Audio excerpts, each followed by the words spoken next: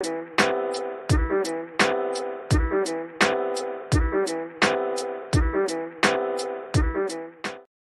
what's up, guys? Welcome back to another episode of the Fantasy Fellow Show. My name is Kyle. You can follow me on Twitter at @TheFellowKGB. Also been pumping up this new Instagram account that we got here. You can follow me at @TheFellowKGB or just search the Fantasy Fellowship, one of those two. But I'm trying to get more content out there, just let you guys know when I'm going live, things like that, just posting more stories and getting that rolling. So check out the Instagram, check out the Twitter. And today, we just got done recording our wide receiver target share. We're getting 2 videos in one night, so we're going to do tight ends next year, and that's going to complete our running back, wide receiver, and tight end target shares. If you guys are unfamiliar with what target share is, it's the percentage amount of targets a player gets within his offense. Now, we studied the running backs. It didn't really have a direct correlation to where they finished in PPR. Wide receivers, though, it did have a strong indication that, hey, this guy's going to be a wide receiver 1, a wide receiver 2. The more targets, the higher the share percentage is for that receiver, the stronger chance that he's going to finish, at the top end of his peers in his position. So with tight ends, I found an even more direct correlation. So really strong indicator. If you want to draft a good tight end this year, you should know about target share. So let's get into the video. And what we're looking at here is my table. This is in the 2021 draft kit. You can get it in the link in the description below. It's just a one-time payment of $15. You'll get access and can study these up a little bit more on your own. But I ranked them 1 through 12 here. Here's the filters. The target share ranges from 26% all the way down to 13.87. So half the production in target share here. But man, the higher the target share, the better the tight end does. You can see the PPR column here on the far right. We got guys like Darren Waller, number 2. We got tight end number 1, Travis Kelce. We got 6. We got 14, 3, 5, 11, 7, 12, 9, and then 21 and 16. So basically, 9 of the top tight ends in target share finished as top 12 tight ends in PPR leagues. Only 4 tight ends had a target share over 20%, with Evan Ingram finishing the worst as tight end number 14. So here's our top 4 tight ends. Darren Waller, tight end number 2, massive target share percentage. And guys, I think he might actually overtake our boy Travis Kelce this season. I think he's going to probably have more yards than he did last season. We'll see if he catches them in touchdowns. But Darren Waller, if you can draft Darren Waller, he's probably the one tight end not named Travis Kelce that I'm like, let's go get Darren Waller round 3, wherever you are. It depends on, I guess, 10-team, 12-team leagues. But I'm all for Darren Waller. He's going to have another high target share season. Travis Kelce up here as well. Mark Andrews. Now, again, the Ravens have a small passing pie. He only had 88 targets, which kind of sticks out amongst all these guys with over 100 targets last season. But because the passing pie is so small in Baltimore, he was able to have a high target share, which means he's got a 21.67% chance of catching the ball whenever they drop back to throw it. And that yielded a top 6 PPR finish. Now, Evan Ingram was the outlier. He was not very, efficient with his targets. He didn't catch a lot of the balls. He had a lot of mental drops, not a lot of yards, only 1 touchdown. So maybe you add 1 more touchdown and you're looking at a top 12 finish. So that kind of stays true. If you're over 20% target share, really strong chance that you're a top 5 tight end. And we'll see if Evan Ingram can rebound this season. So these are kind of the rules that we're going over right now. The next one is target elite tight ends with a projected target share over 20%. We just mentioned that. And who we can, the top 4 tight ends from last season. The 10 tight ends had a target share over 14%, and they all finished within the top 14 in PPR. So that's from Hayden Hurst on up. All of these guys over 14%. And the lowest finish was Evan Ingram, tight end number 14. Now, 9 of those 10 tight ends that we're looking at here, they were in the top 12 of PPR leagues. So really strong indicator. If you're over 14%, strong chance of you being a top 12 tight end for us in PPR leagues.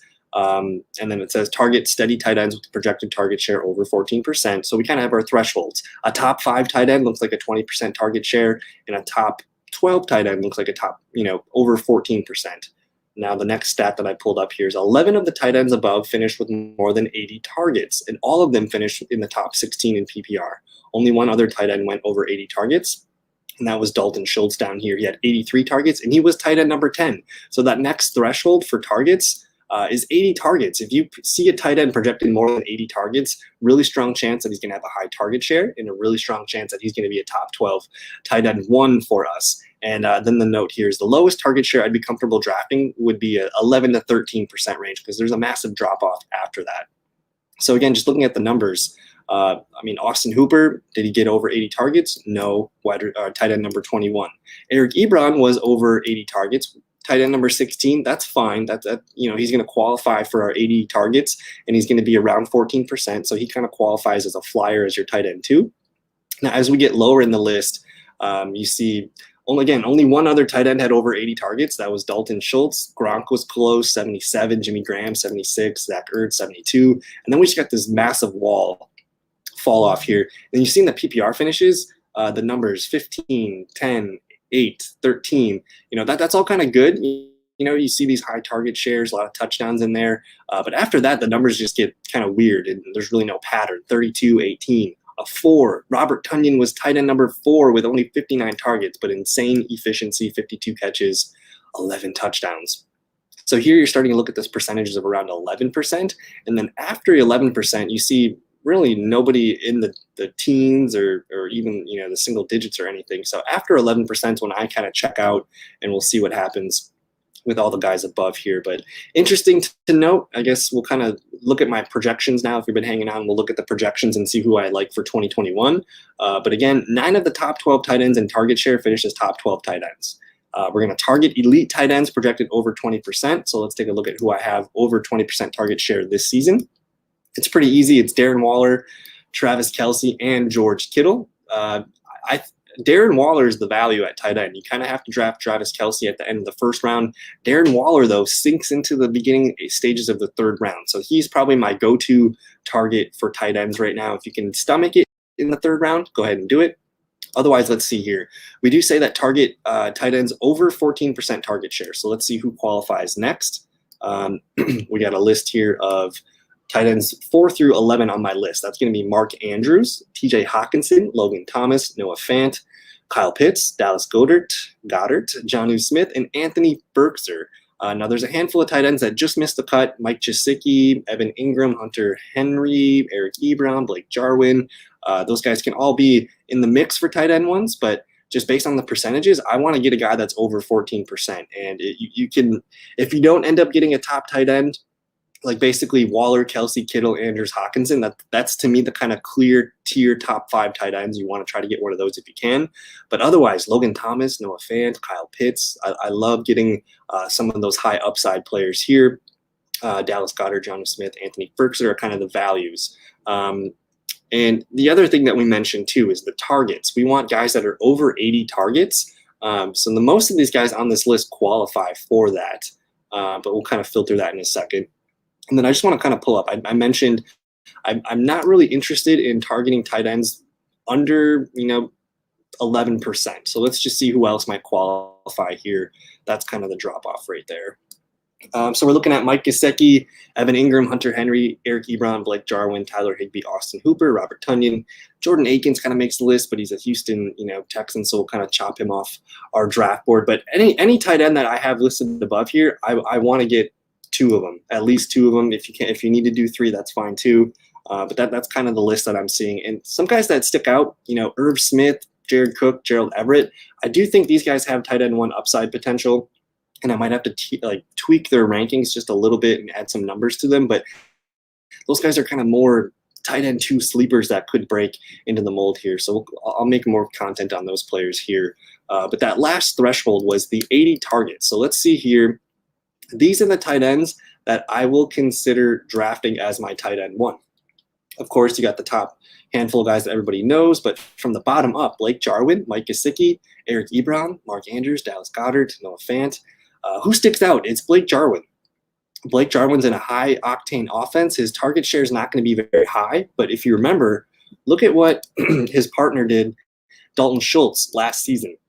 83 targets, 63 catches, 12.99% target share, and he was PPR number 10. And I have, Blake Jarwin actually less than that. I have him at 12.66% target share.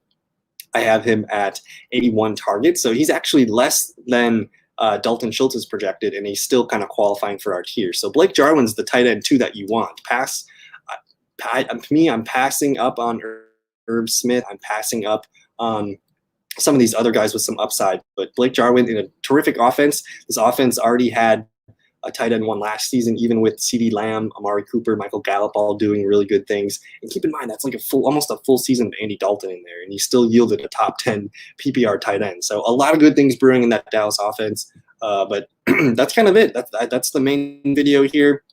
There are some other favorites here that I like. If you're gonna punt on tight end, you got Higbee, you got Jarwin. Anthony Firkser is still kind of a sneaky one. He can be a good tight end too, a top 15 tight end. I could see that. I'm unsure on the New England tight ends, Jonnu Smith, Hunter Henry. I'm open to it though. Robert Tonyan Jr. should still be a force, whether it's A-Rod or Jordan Love. Jared Cook with Justin Herbert sounds like a pretty good bet. Gerald Everett's kind of growing on me in the Seattle offense. He should be the number 3 guy in targets on that team. So a lot of good options to wait. If you're still watching, let me know in the comments who your favorite tight end sleeper is.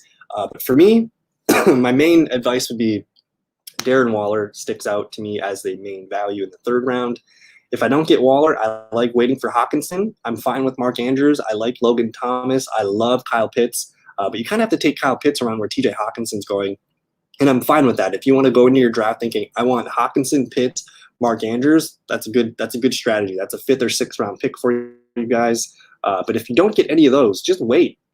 You guys can get Noah Fant, Blake Jarwin, Tyler Higbee, a couple other guys to make a nice tight end duo here. So that's going to do it for this video. Thank you guys so much for your time. Don't forget to subscribe if you're new. Like the video. Let me know in the comments who's your favorite tight end sleeper, or what's your favorite tight end strategy going into the 2021 season. So I'll look for you guys in the comments. Have a good rest of your night. Talk to you later. Peace.